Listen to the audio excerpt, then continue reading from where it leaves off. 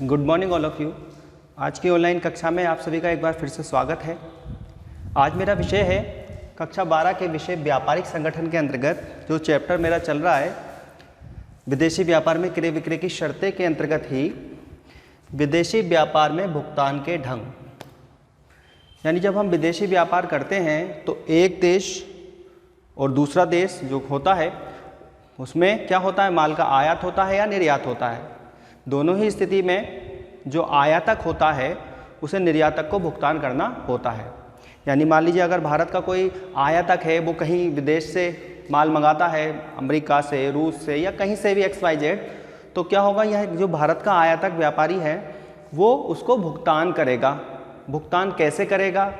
भुगतान क्योंकि यहाँ की भारत की करेंसी वहाँ नहीं चलती, ठीक है, तो या वहाँ का आयातक है तो वो डॉलर में भुगतान, मतलब अलग अलग देश की कंट्रीज में अलग अलग मुद्राएं चलती हैं। तो इसलिए यहाँ पर भुगतान करने के क्या तरीके होते हैं विदेशी व्यापार के अंतर्गत, वो टॉपिक आज मेरा है कि जब विदेशी व्यापार होता है तो आयातक द्वारा निर्यातक को या उसके प्रतिनिधि को किस प्रकार भुगतान किया जाता है, ये टॉपिक मेरा है आज। तो इसमें है सबसे पहले यहाँ पर विदेशी व्यापार में भुगतान के ढंग।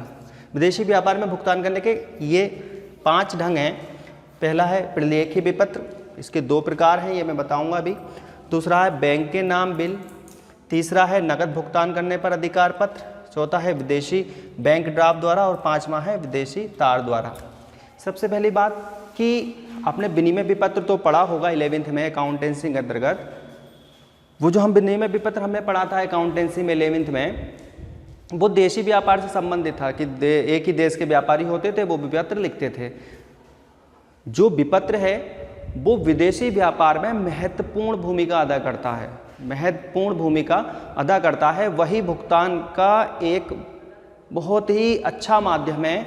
उसी के द्वारा यानी विनिमय विपत्र के द्वारा ही विदेशी व्यापार में भुगतान किया जाता है। वो सबसे अच्छा और भी माध्यम है, लेकिन विनिमय विपत्र एक सबसे महत्वपूर्ण माध्यम है, वो महत्वपूर्ण भूमिका अदा करता है विदेशी व्यापार के अंतर्गत भुगतान करने के लिए। तो सबसे पहला मेरा टॉपिक है आज का प्रलेखीय विपत्र। प्रलेखीय विपत्र आप जानते ही हैं। विपत्र का मतलब है कि जब निर्यात प्रतिनिधि या निर्यातक आयातक के ऊपर यह विपत्र लिखता है कि विपत्र में लिखित धनराशि विपत्र में लिखित व्यक्ति को या उसके आदेशानुसार मांगने पर भुगतान कर दी जाए, तो ये विपत्र होता है। प्रलेखीय विपत्र क्या होता है? जब उस विपत्र के साथ ये जो प्रलेखीय विपत्र तो हम लोग जानते ही हैं कि उसके विपत्र में भुगतान करने का आदेश दिया जाता है, लेकिन जब उस विपत्र के साथ बीजक की एक प्रति, बीमा पत्र, जहाजी बिल्टी और डॉक चालान, जब ये सारे प्रपत्र संलग्न कर दिए जाते हैं, क्या क्या, बीजक की एक प्रति, बीमा पत्र, बीजक की प्रति यानी कि जो बिल है कितने का माल है, वो जो बीजक होता है ना, माल जो भेजा जाता है उसका जो हिसाब बनाकर भेजा जाता है वो, यानी उसकी एक प्रति, क्या क्या माल है। बीमा पत्र का मतलब है जब विदेशी व्यापार होता है तो रास्ते की जोखिम से बचने के लिए बीमा कराया जाता है, उसका पत्र। जहाजी बिल्टी क्या होता है? निर्यात प्रतिनिधि और जहाजी कंपनी के द्वारा माल भेजने का जो अनुबंध होता है वो जहाजी बिल्टी। और लास्ट में डॉक चालान क्या होता है? मोस्टली समुद्री यात्रा द्वारा माल को भेजा जाता है, तो जब माल को बंदरगाह पर लाया जाता है, यानी जब माल को पहुंचाया जाता है, ऐसा कोई डायरेक्ट लाए और जहाज पे चढ़ा दिया, माल को जहां रखा जाता है वहाँ बंदरगाह पर, वो डॉक कहलाता है, डॉक यार्ड, ठीक है। वहाँ पर जहाँ जहाज खड़े होते हैं, तो वहाँ जब माल को रखवा दिया जाता है तो उस माल रखने की जो मतलब जो शुल्क वुल्क भी देना होता है, उसके बदले में जो रसीद प्राप्त होती है वो डॉक चालान कहलाती है। तो जब उस विपत्र में जो कि निर्यात प्रतिनिधि ने या निर्यातक ने लिखा है, उस विपत्र के साथ ये प्रपत्र और नत्थी कर देता है, तो ये सम्मिलित रूप से प्रलेखीय विपत्र कहलाता है। उम्मीदें समझ गए होंगे आप। बिल के साथ ये जो मैंने बताए थे क्या क्या, एक बार सुनिए। विदेशी बीजक की एक प्रति, बीमा पत्र, जहाजी बिल्टी और डॉक चालान की प्रति जब संलग्न कर देता है तो ये विपत्र क्या बन जाता है? ये प्रलेखीय बिल बन जाता है, प्रलेख विपत्र बन जाता है, यानी इसके साथ और भी प्रलेख हैं, विपत्र तो वो है ही। अब ये दो प्रकार का होता है। पहला है विनिमय विपत्र की स्वीकृति पर अधिकार पत्र, डॉक्यूमेंट्स अगेंस्ट एक्सेप्टेंस, इसे DA बोलते हैं, DA यानी कि डॉक्यूमेंट्स अगेंस्ट एक्सेप्टेंस, मैं अभी बताऊंगा। दूसरा है विनिमय विपत्र के भुगतान पर अधिकार पत्र, तो विनिमय विपत्र इसे बोलते हैं डॉक्यूमेंट्स अगेंस्ट पेमेंट यानी कि DP। तो विनिमय विपत्र की स्वीकृति पर अधिकार पत्र क्या होते हैं? विनिमय विपत्र की स्वीकृति पर अधिकार का पत्र का मतलब है कि ये जो पुराने ग्राहक हैं, ये बिल उन पुराने ग्राहकों के लिए लिखा जाता है क्योंकि वो विश्वास पात्र होते हैं, उनसे चल रहे हैं। और ये जो विपत्र होता है ये मुद्दती विपत्र होता है। मुद्दती विपत्र का क्या मतलब है? यानी जिसका भुगतान की एक समय सीमा निश्चित होती है। यानी जब विपत्र लिखा जाता है तो जो निर्यातक है वो अपने विनिमय बैंक को यह आदेश देता है कि ये जो सारे प्रपत्र भेज देता है और ये आदेश देता है कि ये अधिकार पत्र आयातक को जब ही दिए जाएं जब वो इस बिल को स्वीकार कर ले। ध्यान रखना, भुगतान नहीं, स्वीकार कर ले। यानी ऐसा विपत्र, अब ये जो अधिकार पत्र हैं ये माल छुड़ाने का अधिकार पत्र हैं, ये प्रलेखीय बिल है। जब ये आयातक के पास पहुंच जाएगा तो वो इसकी सहायता से माल को छुड़वाएगा बंदरगाह से। अब प्रलेखीय बिल आयातक के पास कैसे पहुंचे, तो वो इसके तरीके ही हैं, वही भुगतान के तरीके हैं एक तरह से। अब जैसे विनिमय विपत्र की स्वीकृति पर अधिकार पत्र, तो जब जो निर्यातक होता है वो आयातक के ऊपर एक मुद्दती विपत्र लिखता है और अपने बैंक को ये आदेश दे देता है कि आयातक को ये जो आवश्यक कागजात हैं ये तभी दिए जाएं जब वो इस बिल को स्वीकार कर ले। इसलिए तो कह रहे हैं विनिमय विपत्र की स्वीकृति पर अधिकार पत्र, यानी वो जब विनिमय विपत्र को स्वीकार कर लेगा आयातक तब उसे अधिकार पत्र दिए जाएंगे। इसको DA बोलते हैं, डॉक्यूमेंट्स अगेंस्ट एक्सेप्टेंस। ठीक है, तो एक्सेप्टेंस, A फॉर एक्सेप्टेंस, स्वीकृति आपने पढ़ी होगी। तो जब वो स्वीकार कर लेता है और उसे अधिकार पत्र प्राप्त होते जाते हैं और जब एक निश्चित समय आ जाता है तो आयातक उस बिल का भुगतान कर देता है। ठीक है। दूसरा है विनिमय विपत्र के भुगतान पर अधिकार पत्र, डॉक्यूमेंट्स अगेंस्ट पेमेंट, इसे DP बोलते हैं, डॉक्यूमेंट्स अगेंस्ट पेमेंट। अब जो निर्यातक है वो अपने विनिमय बैंक को यह कहकर प्रलेख भेज देता है कि जब तक आयातक इस बिल का भुगतान ना करे, तब तक उसे ये अधिकार पत्र ना दिए जाएं। ये मुद्दती होता है, ये दर्शनी होता है, यानी कि जब आयातक को बुलाएगा बैंक के लीजिए। और हाँ, एक चीज़ और, जब निर्यातक इस चीज़ को मतलब इस बिल को भेजता है अपने बैंक के द्वारा तो इसकी एक सूचना आयातक को एक बीजक के साथ रो भेज देता है, दोनों ही परिस्थिति में। यानी उसने आवश्यक कागजात और बिल भेज दिया बैंक को और बैंक से कह दी या तो स्वीकार करने पर, अगर ये वाला बिल है, अगर DA है तो स्वीकार करने पर अधिकार दे देना और अधिकार पत्र दे देना, और यदि DP है तो पेमेंट करने के बाद अधिकार पत्र दे देना। लेकिन जब ये भेज देता है तो इसकी एक सूचना आयातक को भी भेजता है कि मैंने अधिकार पत्र भेज दिए हैं और एक बीजक की कॉपी भेज देता है। इससे उसे पता चल जाता है कि कितना भुगतान करना है। तो विनिमय विपत्र के भुगतान पर क्या होता है, विनिमय विपत्र बैंक उसको बुलाता है और कहता है भैया अधिकार पत्र आए, दर्शनी विपत्र होता है, वो देखता है और उसका भुगतान कर देता है। इस प्रकार जो आयातक होता है वो भुगतान प्राप्त करके माल से संबंधित अधिकार पत्रों को प्राप्त कर लेता है। यहाँ भुगतान करके प्राप्त करता है, यहाँ स्वीकृति देकर प्राप्त करता है, जिसका एक निश्चित समय बाद भुगतान हो जाता है। ये पुराने ग्राहकों का, क्योंकि पुराने ग्राहक थोड़े विश्वास पात्र हो जाते हैं, कोई नया ग्राहक है तो उस पर ये भुगतान पर अधिकार पत्र लिखा जाता है ताकि भैया वो हाथ के हाथ पेमेंट करे, अधिकार पत्र ले और माल को छुड़ा ले। ठीक है, तो ये पूरा प्रलेखीय विपत्र के ही अंतर्गत आता है। उम्मीद है आपकी समझ में आया होगा। दूसरा है बैंक के नाम बिल।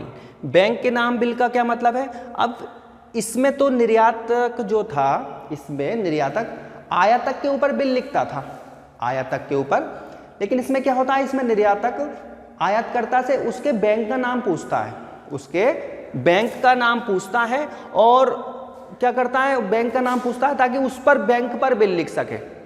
अब बैंक पर बिल लिख देता है निर्यात, वो उससे पता चल जाता है कि भैया उस बैंक पर बिल लिख दो आप।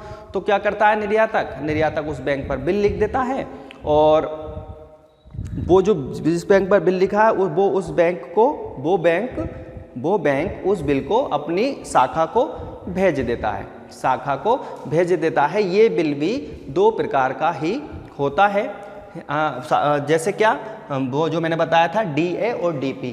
यदि स्वीकार करने पर अधिकार पत्र दिए जाएंगे उसको, तो स्वीकार करने पर अधिकार पत्र मिल जाते हैं, और स्वीकार भुगतान करना है तो भुगतान करके मिल जाएंगे। अब उसने जब बिल को वहाँ भेजा तो यदि वो बैंक उसको स्वीकार करता है, अगर कौन सा भी पत्र है, अगर DA है, यहाँ के बैंक ने वहाँ के बैंक को भेजा, अब वो या तो उसे स्वीकार करेगा या भुगतान करेगा।